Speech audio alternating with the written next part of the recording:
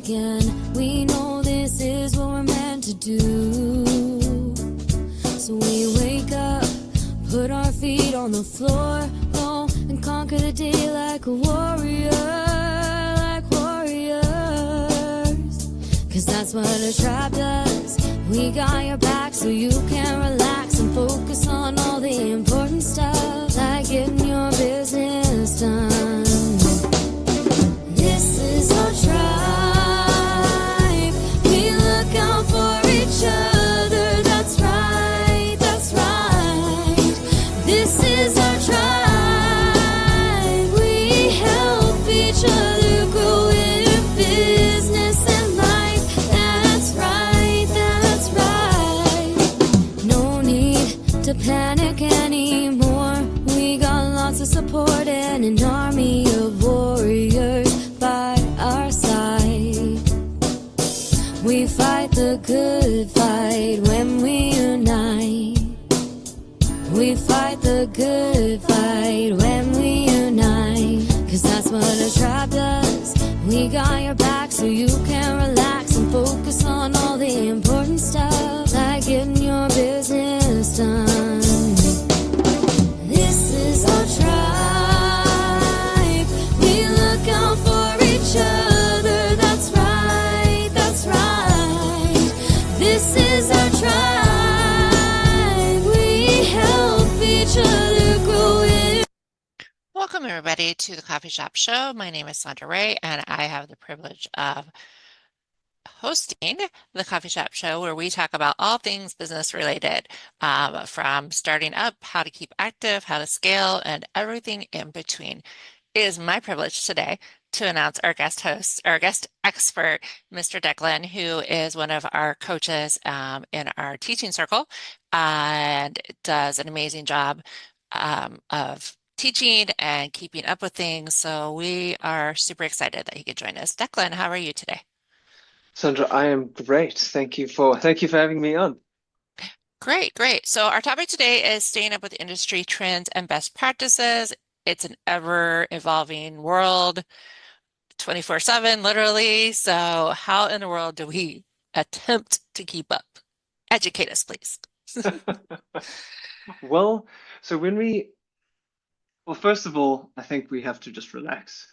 There is so much going on in the world at the moment, and especially when we think of, we've just come out of, I don't know about everyone here, but my kind of social media, all my platforms, all the channels where I get all of my industry information from is just inundated with what's happened in the US at the moment. So what we must also remember is that where we are receiving this information is also kind of kept and threaded in between a lot of noise. So that's the first thing I want us to realize is there's becoming quite a, what's the word? You used to get your industry standards in, say, a company newsletter or in an industry newsletter that you're signing up for. But there's this giant trend in all of our industries to monetize everything. So I no longer receive my academic articles because I'm not going to sign up and pay for something that I used to get for free. I'm not going to, I no longer pay for, say, the paid version of the Wall Street Journal. All right, the only thing I still pay for actually is the Economist still, and so that's the first thing. And I think that it's a nice segue into leading into the fact that actually we have channels in how we keep up with our industry. So for me, my best place that I keep up with the education space in particular is LinkedIn and certain little communities that I'm a part of. So I've joined, for example, the Dutch. I've moved to the Netherlands last year, so I'm a part of the Dutch EdTech community, and that's how talking to industry experts, hearing newsletters, going onto people's websites that I meet, seeing what they're doing. That's one way. And then also, for example, being a part of Explore ProTech and the tribe, and being a part of, there's people all over in different industries, but we're all kind of doing the same thing, and being able to create those links between, even though that's not my industry, hey, agriculture still needs to train and educate. Agriculture still needs a bit of AI. Politics still affects agriculture. So there's all these different influences that come in. So if you're looking, you will find what you need to find in all aspects of any posts, any article that you get. The next thing I think is important and this is how I try to filter out information, is there's a difference between industry standards, industry trends, and industry norms. Okay, so there's those three. Standards is what your industry holds against you. And by against you, I mean, I'm sorry, are you in, and I'm going to stick with the education space, but holding X against you, right? So we are always striving for the best type of performance, but we're also so focused on cost, especially with online education. Like how everyone thinks that online education is the savior of the poor. This is going to be the thing that provides the poor with the most with education because of distribution, right? But then, sorry, I've lost my train of thought. But basically, there are certain standards that you're being held against, and how do we have good online education with the standards of a human touch in education, being able to look a child or look a person in the eye and say, you're not understanding what I'm getting. Can't do that with online education. So that's a standard, right? The distribution of fair and good teachers, good education, and so on and so forth. And you can put everything that I've just said and probably put the standards of your own industry in there. People are holding you to that standard, right? That is also, in my opinion, where a lot of innovation comes in. Because if you can take that standard one up, right, and make sure that everyone has to meet the standard that you have now set, that is also where you can find your, say, competitive advantages, unique selling propositions, and even when now the world is becoming so inundated and saturated by offers and by products that are out there, what standard can you turn into a vertical for your organization, right? So you only focus on one standard.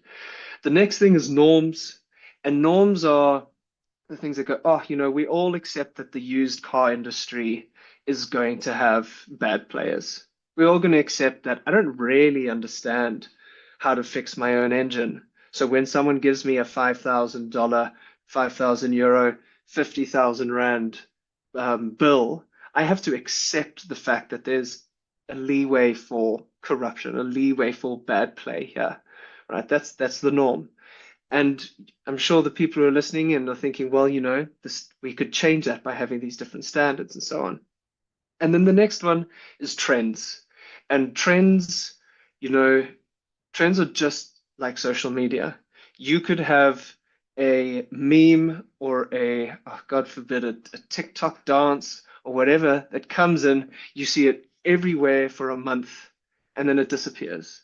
Right now, the trend that is going on in my space is that actually we can cookie cut children. We can put the education system into a cookie cutter thing because actually 90% of how we learn is the same. And then it's the 10% that kind of gets us to reach our capacity to be exceptional. But actually, there is a certain infrastructure here that we can say all people learn this way, and it's the other way around. So that's a trend that's going on, and I am not exactly sure how much I agree or disagree with it or where I'm coming in. But where I'm going with this is we actually need to watch out for, is this a trend? Is this going to be a TikTok dance or whatever it is that's going to come and fly past and you try to grab onto something that disappears in a month? Or are you hopping onto something that is actually a pattern? It's not a trend, it's a pattern. And slowly but surely you're going to realize actually there's a seasonality, there's an economic cycle to this, there's an industry norm cycle to this. So if you can break what you're observing down into those three, then you know what to look out for. Then you know what channels to go to. LinkedIn is my personal favorite. And then certain little, like for example, The Economist for me, certain little aspects of your industry to go find. So that is, I hope that's a great way to start this, but that is how I choose to tackle how I stay on top of my industry. No, I love that. I love that. The interesting thing is we were literally getting quotes to work on our car after finding some things yesterday. So that definitely played into my world. And then I actually homeschooled my daughter her last year, and the learning and yeah, so all of it actually fit into my world for sure. And even as a coach, that word is very saturated, but we all have something in common. Like you said, everything is interlinked in some way. Every industry has coaching and teaching and educational, like you said, for sure, for sure. Mm. Peter, come on in. Yeah, I think we're actually living in very exciting times. The I think now is the time for entrepreneurs to actually pull out the stop, pull out the plug. Now's the time to be up to date. Now's the time to be figuring out what's going on, why it's going on, and what is your part in that whole, let's call it a movement. Because generally when there is a trend in a particular direction, it goes from a subtle hint to this is what's cooking in the industry to this is the movement that's been created to fix said problem that we've noticed has been a problem for however many years. So I think when we're looking at problems and how we're going to solve them, making sure that you're at the top of your game and understanding that, and like Declan said, are you fixing a problem that's only a problem for today, or are you fixing a problem that's going to be the solution for the next 20 years? So to make those kinds of decisions, if you're not at the top of your game, if you haven't gone back into the history of the space that you're in, what's happened in the past, what patterns have been created in that space, and if you think you're going to create a solution without doing that kind of research, without actually making sure that what you're building is relevant, because it might be relevant today, but what if it's not relevant tomorrow? What if the situation changes tomorrow? Now, and I think there's a lot of that going around where people are creating temporary solutions for a permanent problem, and there needs to be a permanent solution for the problem so that it doesn't become a problem anymore. I love the education space purely because I'm highly uneducated. I love the education space. I think it's the education space is probably one of the only spaces that has the ability to change the face of an entire nation. If your education space is built well, you can almost guarantee the future of a nation. You can also destroy the future of a nation through the education space. So, when we look at programs like the Ignite program, and Declan, you were a coach on that program, we broke the mold in a big way. We broke the mold in how the students were learning, what they were learning, what they were achieving while they were learning, and created a space that when those students received their certificates, they hadn't only learned how to do something, they'd actually already done it. And I think that way of thinking was created because there was this urgency. This is the problem that we have, and this is what we need to create as a solution. So I'm really excited, and especially with all the technology that's coming out, and how do we apply that technology? Sometimes we come up with a solution and it doesn't quite work. But then we take a look around at the technology that's coming out and we realize, oh my goodness me, but if we just adapt this, or we take something that was intended for something else and we apply it, the things that we can create are unbelievable. And I think that we are, we're at the very edge of that cliff in regards to education, especially in South Africa, where we're creating new ways, and now it's just that leap of faith into that space going, well, we've created something now. How are we going to push it out there? A big up to Mancosa for adopting the Ignite program. Very, very forward thinking of them. And it worked. It was beautiful. It was absolutely beautiful. So yeah, I'm very excited to see what happens in the future. and I can attest to that. And equally so, Peter, I know some of the pushback you've received from other stakeholders in different ways. And I mean, this isn't a gossip session, but you know what I'm talking about. And all of you listening will experience that, is when you're holding yourself to the standards of the industry, when you're changing how people are doing things because the trend or the norm is shifting in a certain direction, right? Whether it's your business model or whether it's the product that you're pushing out or whether it's implementing AI, you will always receive pushback.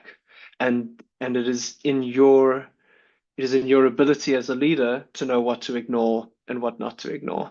I think, and I also think, just before Lesetja, I know your hand's up, but I think the best example that I can think of about understanding industry norms is I've had two businesses in my lifetime, and the one failed because, and I'm pretty sure that this is one of the reasons, is because I wasn't in the industry. It was an agricultural company, hydroponics. I started it, I did it for 2 years. And not only did I find myself trying to be an entrepreneur, which most of everyone here is listening understands that that's hard enough, but I also had to learn how to be an engineer to build these farms. I had to learn how to be the farmer, be the botanist, be the chemist. And I had to be too much because I didn't understand the norms, the standards, and the trends going on in all those industries that affect mine. But having been a teacher for 10 years, right, or being involved in education for 10 years, I am my target market. I am a part of my industry, and I've been a part of the trends and inadvertently paying attention to them. So I think that's also a good word of advice. I don't think it's the rule. I know lots of people go into businesses that they don't understand. They just saw a gap and they went for it and it worked out. But I do see, the average age of an entrepreneur is 44. And the reason being, I think, is because you have spent enough time getting to the age of 44 and been like, I have been here for 20 something years. I know what's wrong. How do I know what's wrong? Because I've been there and I've done that. And I think that is the core and the center of it. Lesetja. Hey Declan, good to see you, man. I think we all agree that in life you've got to keep abreast of information. You've got to get information. And it doesn't matter whether you're in business, whether it's in your personal life, whether it's in the working world, wherever you are, you need to always improve what you know about that field. And you cannot, and I think you cannot survive the time that we're living in now without feeding yourself with information. So we need to check things out. We need to know what's happening around us. And where I am now, I always check out what are the other companies in the same industry where I am. What are they doing? Are they getting things right? Are they not getting things right? And I know the reliability of the source will play a major role in there. So the one other thing, Declan, that you mentioned is the reliability of the source, of course. You need to make sure that whatever you're getting, the information that you're getting is reliable. I mean, I cannot just go on to, and I'm not by any way saying anything bad about it, but you can't go to TikTok and expect a business information. It doesn't work. If you need information about business, the social media page that will go to would be Facebook. Sorry, would be LinkedIn, because it's reliable, and we know the kind of a crowd that's on LinkedIn. I rely on it too. So we need to be wise as to where do we get our information from. Social media plays a major role, but then how reliable are they when it comes to your business, when it comes to your industry? Are you looking into Instagram for selling products, or are you looking into it for a joke? Are you looking into it for fun, entertainment? So that plays a role as to where do you get your information from. And now what you also mentioned, Declan, is belonging to a community helps. And it doesn't have to be a community where, in the type of business where you're in. We all in different businesses here. But the information that we receive from each one of us, we know it's reliable because everyone is an expert in their field. So if you give me information, Declan, about AI, it's not something that I know, but I know you work in that field. You will give me information about that. So for me, belonging to a community is another point that will help a lot. And I'm just going to tell a joke about somebody. It's in politics now. Somebody that when the MK party was formed, he was going around telling people that MK party is the very same one that was formed by Mandela in those years, and he's going to join it because he's following in Mandela's footsteps. And when we say to him, it's not the right one, he didn't believe us. So he joined the party thinking that's the Umkhonto weSizwe. Meanwhile, it's the MK party, which was formed by Zuma for whatever reason. So for me, if you do not have enough information and the right information, don't go out making decisions. Another side of it, education, as you were saying, there is now the Bella Bill, which is doing rounds in South Africa. Do we, as educators, know what is contained in there? Have we read it? Have we had a chat about it? Have we researched it so that we know exactly what it's talking about? So when we say it mustn't be signed on, when we comment on it, we comment with full knowledge of what's happening. So, and that can only come from a community where we discuss this and we get a lot of wisdom from other people, so it is important, and we cannot belabor this. Like it's very important for you to get information, and it doesn't matter in which field you are, whether you're a business person or not. Even in your personal life, you do need to get information. Where you get it from, you've got to be wise as to what do I get, where do I get it from, and how do I apply that knowledge that I get? That's just me, and this Lesetja Mokou from Litmok, your business development agents. I think the ability to filter things is just as important as your ability to find them. There was a great saying that I'm trying to kind of encapsulate in what you're saying is don't take criticism from someone you wouldn't take advice from. Right? And that's one of my favorite things, is because I'm so easy to hear. So for those of you who don't know, I'm building a tech company called Lesetja, and it's so easy to be like, oh, Sondra gave me this piece of advice, Peter said this, Mikey said that, Lesetja said this, and you try and take on everyone's, right? But who's the industry expert here? Okay, Peter's actually deeply rooted in the education thing. Perhaps I should be giving him more weight and his opinion more weight than others. So 100% Lesetja, I agree. So regardless of whether you're finding it from TikTok or LinkedIn, I think as long as you're getting it from the person who you would ask advice from and the experts in the space, I 100% agree with you. Mikey. Sondra, am I doing this right? I mean, I feel like I'm also taking over. You're fine. No, you're fine. You're fine. Go ahead, Mikey. Cool. Thanks, guys. Thanks for having me. Yeah, awesome topic. I love this sort of topic of keeping abreast and technologies and ahead of the game, or staying at least in the game and not falling behind. And just a little 2 cents what from my side is also another avenue. Apologies if you guys did mention this, is provided the space you're in may have regular sort of like conferences or meetings where fellow organizations or companies or big players in the industry that you are working in get together and present or share or even showcase the latest trends and the newest technologies that are being used in your specific industry to help move forward in basically improving your profitability in the end. Make things cheaper and make your profit margins bigger.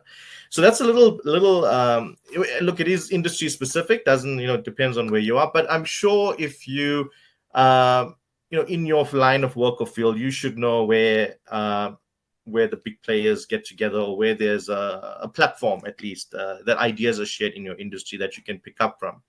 Now, having said that, and obviously besides that, the certain industries have magazines and other social media platforms to keep abreast and up to date and staying connected.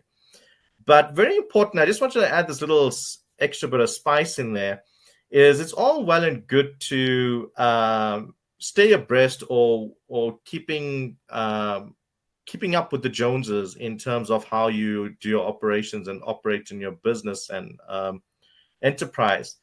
But don't forget that little element of trying, or forget the innovative element to try and improve or do something a little bit different or in a positive way to help in a competitive advantage aspect of it. It's all well and good to copy the competition, but it's even better if you can be ahead of the competition or come up with a little innovative strategy that no one else in your sector is quite applying, that you've decided that could be of benefit and give you a bit of an edge over the others. Look, again, as Declan mentioned, you can speak to your experts. If you yourself, if you've been in the game for many years, you are kind of an expert in the sector. So when it comes to being innovative and applying a new way of doing business, it is a risky element to go into, but again, it can be a very well calculated risk and worth taking. So there are many platforms to keep abreast with what is going on in your sector, but don't forget about trying to also be ahead of the game a little bit. Thanks, guys. I agree completely, and I think this segues into actually what I'm busy researching here for this next little skit, is also be careful of experts. Experts are so deeply rooted in their ways. I mean, again, from an education point of view, the worst teacher that I had 3 PhDs in mathematics. So deeply rooted, such an expert in their field. But how does that translate into relaying the industry norm, right? It's not there. So I also think, and I think a little bit of history is the person or the company who invented the digital camera. And there's a digital camera in almost everything. I'm looking at you in one. There's one on my phone. There's probably at least 1 or 2 in every single room. They're on our TVs now. They're on consoles. They're on absolutely everything. And it was Kodak. Kodak, who no longer exists, who was along with Nokia, are one of the biggest companies of the past to no longer exist. And they were the industry norm. They set the standards. They were the experts, in terms of mobile, in terms of digital cameras. They invented it and they just shelved it and they said, this is never going to happen. And now they're sitting there with that patent and they no longer exist. And to be honest with you, and I don't know if I hope I'm wrong, but I'm very happy for someone who's listening to this 10 years later to call me out on this, is I think this is what's happening to Google. I think with the age of AI, if Google can't keep up, I know that Google Gemini is just not able to push out as valuable information as their competitors at the moment. And I'm not just talking about ChatGPT and OpenAI, but the industry has now changed. And there is a video that I watched actually in preparation for this of, I can't remember what was his name, the founder of Google, saying that AI is going to be the thing that replaces search engines. And here they are trying to fight that from happening, or trying to scramble because it was just too late. They didn't think it would happen this soon. So also be careful of the industry experts and potentially try and flip them on their back and say, okay, so this person thinks that this is never going to change. Where could they be wrong? And maybe those are the things that do need to change. To be honest with you, I'm finding this in my current business modeling, in terms of how to charge educational institutions, to the point where I'm actually completely, most likely, eradicating educational institutions from our target market in terms of schools and universities, because there's just no willing to change. Whether or not that's a good thing to do is not for me to say. I will let you guys know in a couple of years if that hypothesis is right. So there's a lack of dynamicness to this. Peter. Awesome. Yeah, I think maybe just a bit of a show and tell. So in order to create something that is a solution to a problem, and it's going to be a consistent solution to a problem that's been around for a long time, and stepping into the educational space, in order to keep up, I could not do it on my own. Hands down. It's not something I could do on my own. It's too big of a problem. It's way too big of a problem for me to do on my own. It's not like I can just stand up and go, I'm going to solve this particular problem and everybody's going to do it my way. Sometimes you have to encourage the space to adopt your way of thinking. And if you are the creator of that way of thinking and that becomes a bit of a pattern, then everybody moves in the same direction. But if you approach that space too tough and you go, my way is the only way, and you need to take my way, they'll take one look at you, they'll laugh at you, and your solution will never really see the light of day. So sometimes you've got to be careful how you approach a space. And if you are going to not only fix the problem, but improve, like go that one step better, like I think, Mikey, you were mentioning, go that one step better, make it better, make it more than what they were expecting.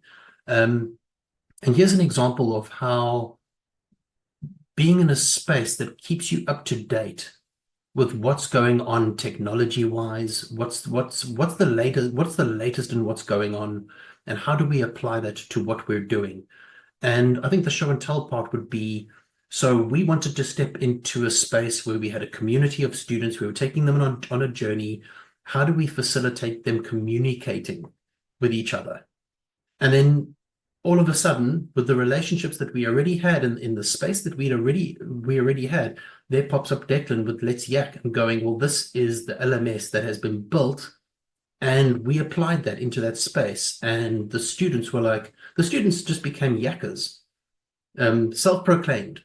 They were self-proclaimed yakkers. I think more communication was happening on Let's Yak compared to the WhatsApp group, or vice versa. But it created this communal space, but it was something that hadn't been done before in that particular way. So it was something that when the students came in, not only did they get to come in, download the app, get onto the app, see how they could set themselves up, how it works. They had to learn how to use it from the very beginning, and it became quite trendy. They gave themselves nicknames like they're yakking, they're yakkers. When you can create solutions like that are in support of the educational space, and it takes, it's got that foothold into the industry. It's been used by students. Students love the space. Educators love the space because now they can actually communicate and be in community with their students. The level at which they can share hasn't been seen before in an LMS, because they weren't looking at solving the problem. They were putting a Band-Aid on the problem. So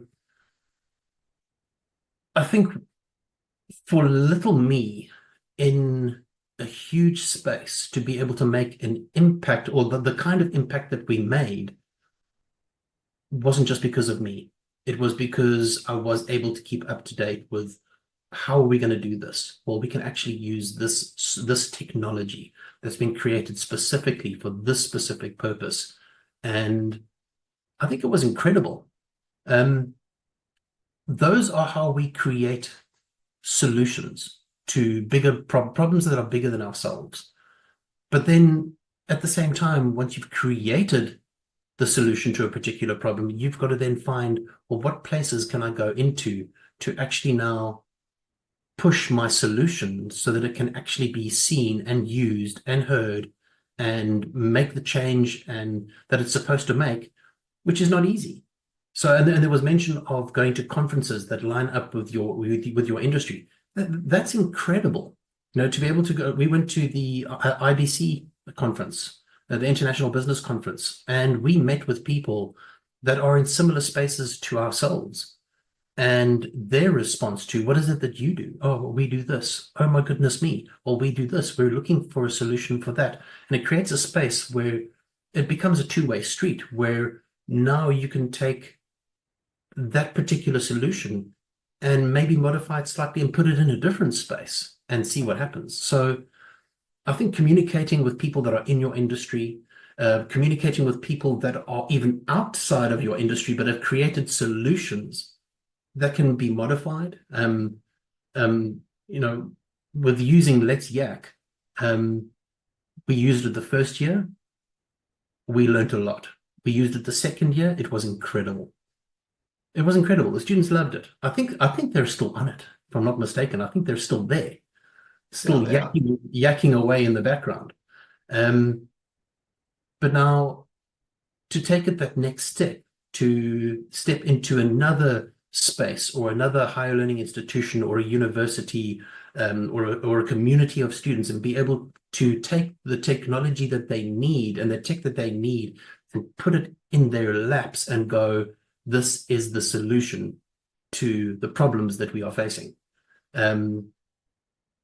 We can't do that if we don't do our homework, and we can't do it on our own, and we can't do it if we're not connected to the people in our industry. We can't do it if we're not connected to the people that are on the cutting edge of the technology that we might need. So relationships are key, like 100%. We could not have done what we did without Declan being a part of that journey. We could not have done it would have been impossible. We couldn't have done what we did without the coaches. Marlon was one of the coaches as well. We couldn't have done it. But we ended up creating something that was so incredible. I think the response from the students was, we learned more in 16, or was it the first one was 16 weeks. I think the last one was 12. We learned more in 12 weeks than we've learned in 2 years. Coming from the students themselves, then you know you're on the very cutting edge of something that's going to make a huge impact. But please don't step into large spaces by yourself going, I've built this tech. It's going to change the world. Not on your own, it's not. You've got to pay your dues. You've got to build those relationships. You've got to find the people that need it. And then you've got to convince them that they need it. That's not an easy task, but many people, many hands, come now. We can pretty much do anything. We've learned this, Peter. I mean, this is not. I know this is what Explore ProTech is, and this is the center point of what you do because you distill it down so well. We've known this for thousands of years. That if you want to go fast, go alone. If you want to go far, go together. It is the president of everything that we do socially as human beings, and we know this, and we're becoming more excluded by the day. But I agree with you completely that there, and I think you've actually hit on a point which I covered in my class, is feedback. The best trend that you can follow, and I really hope that I would love to be able to say that this is what Lesetja has done well. Mikey, one of the previous students from last year, will know that we spent 5 hours on a Zoom call doing feedback, doing a session at the end of last year's program. But the best industry norm that you can ever listen to The best trend that you can follow is by talking to the people who are going to hand you money, or talking to the people who are going to be users of yours, and understand what their pains are and have an ounce of empathy, and just open your ears and just hear what they have to say.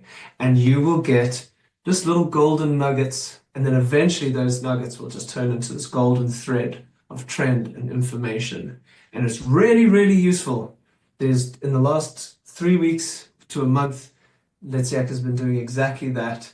And there's just this trend. I can tell you the trend. The trend is in our business model, and we're a B2B SaaS company, business to business, software as a service, and no one wants to pay for things that they aren't getting. And what that means is, I know I want to sign up to X competitor, and X competitor charges, I'm going to charge you for 100 people. So what's the size of your business? 1 to 10, 11 to 100, 101 to 1,000. Okay.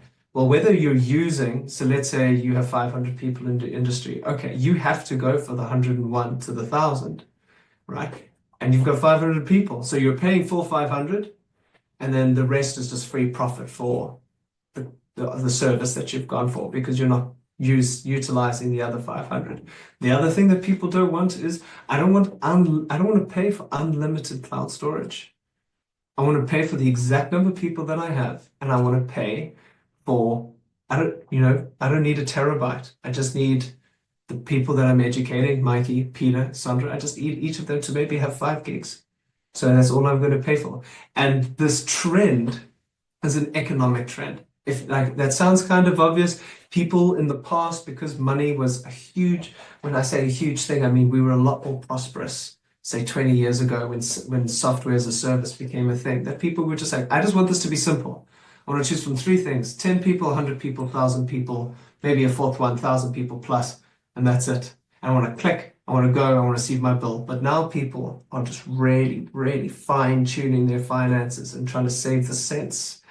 And that is a very common industry norm that not only Lesetja is following and putting deeply rooted into our business model, and our business model, our financial model, how we price, our customer service levels when we finally release. I'm talking like we're out there, but we're not yet.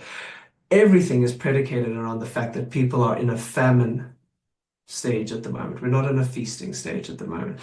And I think this is a great segue into, actually what you need to look at is, you need to have a look at different trends. And when I was economics is my background, and there was this fascinating, I wish I could remember it. I'm going to go and find it and see if I can give it to Sondra later to put into the comments on YouTube. But there was this trend that we noticed that we were taught, that the price of Coca-Cola increasing in this country results in the increase in GDP in that country. And we had no idea why. And we went through this whole process, we tried to figure it out, and it just turns out that every single time it happened, there was no, because the country's GDP is going up makes the tin cans or something obvious like that. It was just every time the price of Coke increased, or the demand for Coke increased, the GDP for that country increased. And it was just a completely unrelated phenomena, but it happened every single time. And I think these are the types of trends that we need to start looking out for. Guys, Gen Z, they are coming into our space. They're joining Explore ProTech. They are going to be industry leaders. And there's a boy who I taught. I mean, I've just turned 31. There's a boy who I taught 6-7 years ago, who is a professional speaker on how businesses can talk and operate with Gen Zers as employees.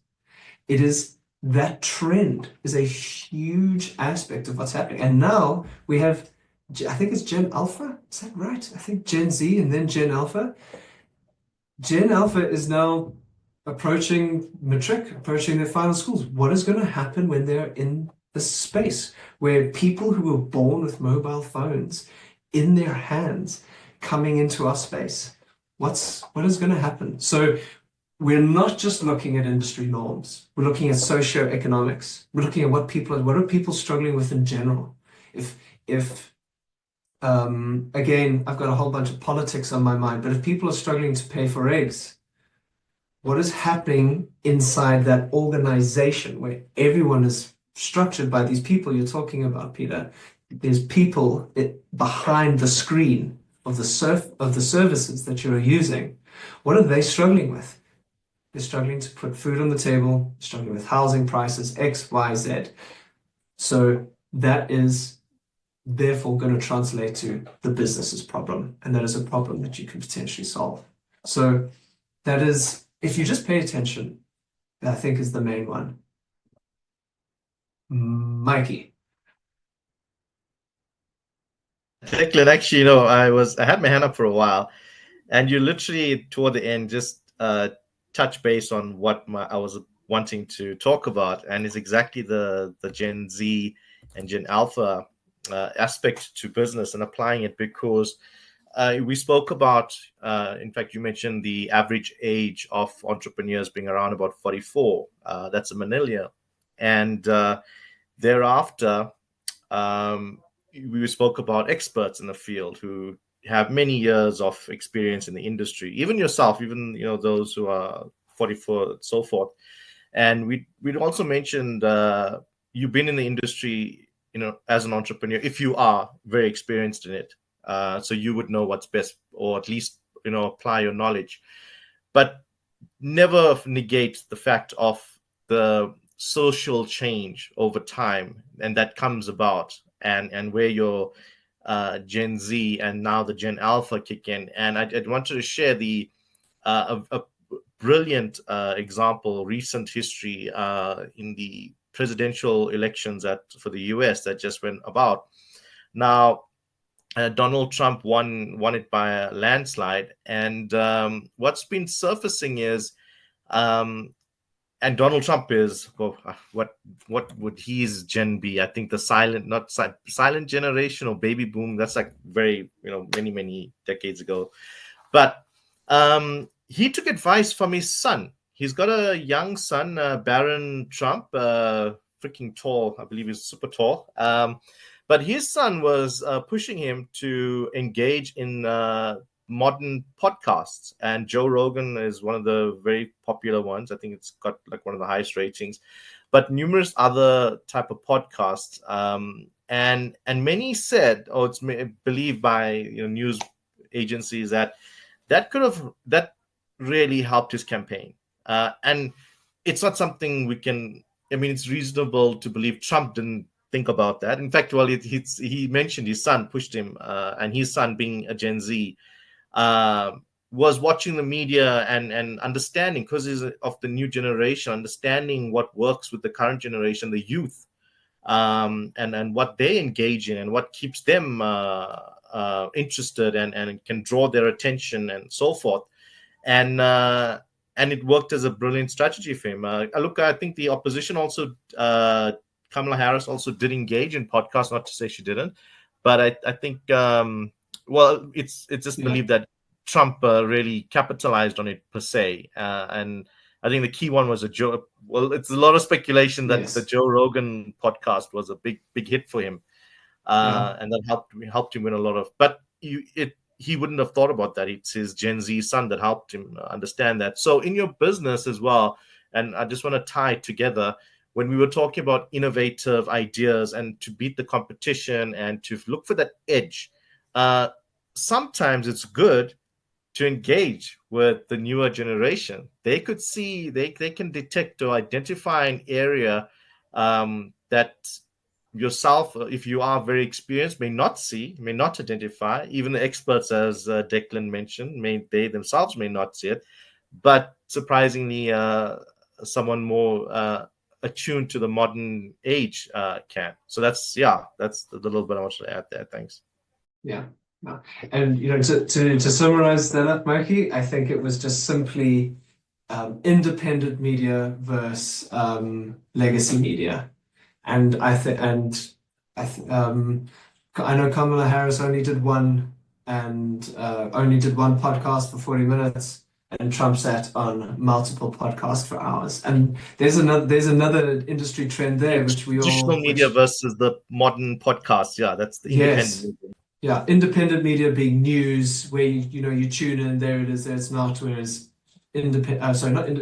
legacy media being Yeah. the news and so on, and independent media being where it's on demand, you go and find it. But what is also a trend that we never saw coming was people thought that we were going to have to fight for people's attention, which we are doing. Right, but we're going to have to fight for people's attention in terms of short form media. TikTok's new 5 seconds, Twitter or X's new 140 characters, all this type of stuff. People just want short, sharp, to the point, which is true. But I mean, for example, with Joe Rogan, if I'm wrong, I stand to be corrected. Some of his most watched podcasts are his longest. The same thing with is it Call Me Daddy? I think that's where Kamala Harris was on. Also, some of her longest podcasts are her most watched. So people are going to long form media now to get more information. There's a lot, we're not going to get into the whole Trump thing, but there is a trend towards how people are marketing to each others. And I also heard a lot of criticism of the Kamala Harris campaign of she wasn't out there enough on different channels that she should have paid attention to in terms of the norms. But I mean, I'm sitting here in the Netherlands and I'm from South Africa and I've never been to the US, so I don't know what I'm talking about. Sondra, I can see you Okay. cringing. Somebody that's based in the US and is living in that world. Let's just say I'm glad last week's over. Let's just put it that way.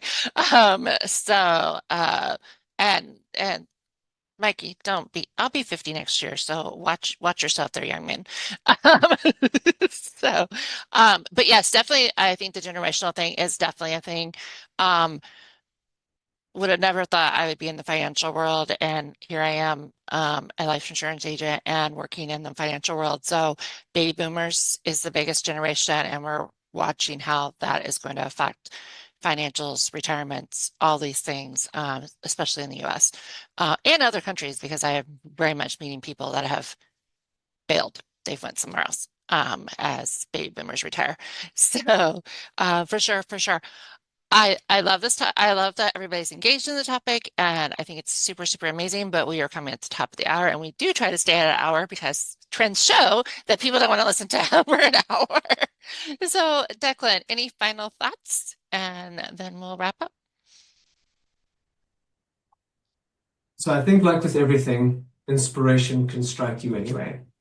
I think the most important thing is to realize your blind spots. Because the truth is you're already paying attention to something. You're already paying attention to the trends. If you are an entrepreneur, you've started it because you have an interest in something, even if it's monetary, and that's it. You have an interest in performing in some certain way.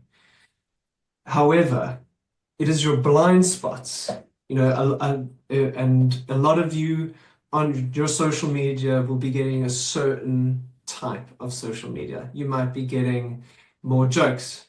You might be getting more left-wing politics, right-wing politics. You might be getting more Formula One. I get more stuff on education. What aren't you paying attention to? Who aren't you listening to? What is the opposite opinion? Are you listening to your competitors? Are you a part of their newsletter? That's a great way to keep up with industry norms. Have you noticed that 5 of your competitors have released similar features in the last year? Are you missing something, or are they missing something? I think if 5 of them have, it could be you. But I think that's something that we haven't focused on in this conversation today. So it's not exactly a wrap-up, but it's focus on what you need to focus on. Focus on what we've spoken about, but just be aware of your blind spots. Your blind spots are where you're going to find a lot of the gold. I think there was, I'm trying to think of another famous sayings in it, but the success you're looking for is in the work that you're avoiding. And I think that is I think there's a lot of truth to that in a lot of industry norms, commitment, and so on and so forth. But on that, it's been an hour. Thank you, Declan. Just real quick, tell us your business. So I'm Declan Williams, and I'm building a communication platform for education, and it's called Let's Yak. Love that, love that. And we will make sure that your link is in linked, or your LinkedIn link is in the show notes, because the amazing Susan does that for us. And so she'll put everybody's links in the show notes, and you can get more information there. So we definitely want to thank her for that. We are also on Spotify as a podcast, so definitely catch us over there, give us a rating, give us a listen, and as always, share our information. So and then we want to thank we want to thank Somerville for all the work she does in the background. My name is Sondra, and I'm the owner of Get It Done Coaching, and I help you achieve your goals. One of the big things I do is review and help you figure out the blind spots, the strengths and weaknesses, and how you can delegate, outsource, and get more things done. One of my biggest things is quarterly reviews, and there will be a new name for that. We are finalizing that, and that should be released tomorrow at the latest, but it'll be on December 10th, exactly the same time as the show, but on a Tuesday. So that'll make it easy to remember. But that link will be coming in the show notes it should be out there tomorrow when Susan does our show notes. Mr. Peter, take us out. Yeah, I think this topic has actually been really, really good. I think I needed this conversation a lot for myself, because it's currently the space that I'm in. I'm breaking a norm, starting a trend. And in order to do that, I've got to be connected with the people in this space, and I've got to be at the very top of my game. So guys, thank you very much. It's been absolutely incredible. I think we will end this off like we usually do, like with Pinky and the Brain. No, sorry. With the saying from my co-founder, which we end off with every single time. May all your wildest entrepreneurial dreams come true. Peace out.